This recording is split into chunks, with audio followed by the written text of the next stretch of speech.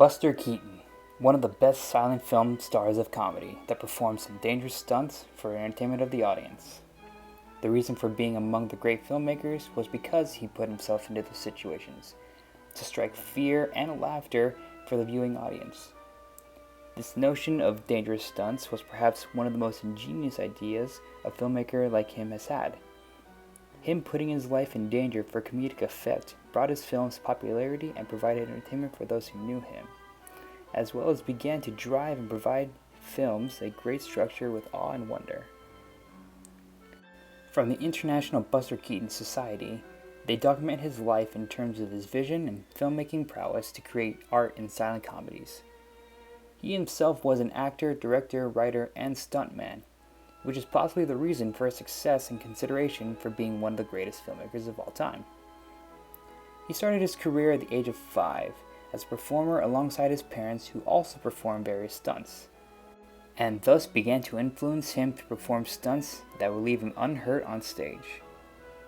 The reason for his name was given to him by his godfather, Harry Houdini, due to an incident Buster had. At 6 months old, Buster tumbled down the stairs, but at the bottom he looked to be unhurt after the fall. "What a buster your kid took!" That's where his name came from, and would later inspire the others using that name, Buster, as in Buster Brown, Crabble, and Poindexter. Working as a child, Buster Keaton's parents were sometimes arrested due to people claiming that this was unjust for a child like Buster to be on stage being thrown around. People assumed that he was being mistreated in these films, but in reality there were no true signs of abuse or physical harm. They proved this by having the child, Keaton, remove his clothes and show that he was not hurt or in danger. Sometimes he would have to be credited in the films as a midget to be considered an adult, much like other people who worked with children on stage like Charlie Chaplin and The Kid.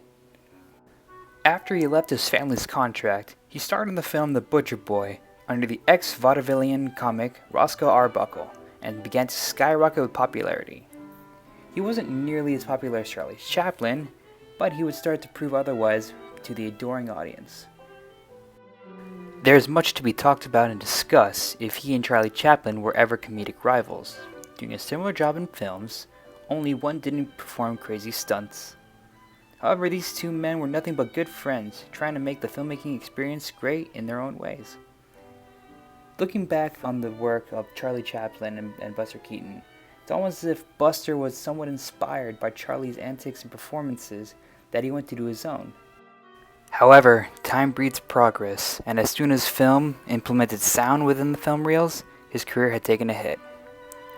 From the biography on Buster Keaton, it is stated that he made a decision that would later be his undoing. He had signed a deal with MGM Studios and went to make a series of comedies with sound in them. Surprisingly, they did fairly well in the theaters, but according to the research, they were lacking the comedic theatrics that a Buster Keaton motion picture provided. It was also in fact due to the terms of signing with MGM, in which he had given a considerable amount of his creative control to the men in command of the studio. After that, his marriage had fallen through, and with her went his 2 sons, followed by a history of alcoholism and depression.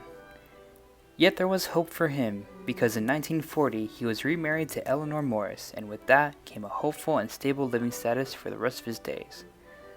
They stayed together until his death at the age of 70 from lung cancer in 1966. To this day, he is still considered the filmmaking genius of the silent era comedies, a hard-working child star grown into adulthood, and a true source of inspiration in creating masterful films through the techniques of realism.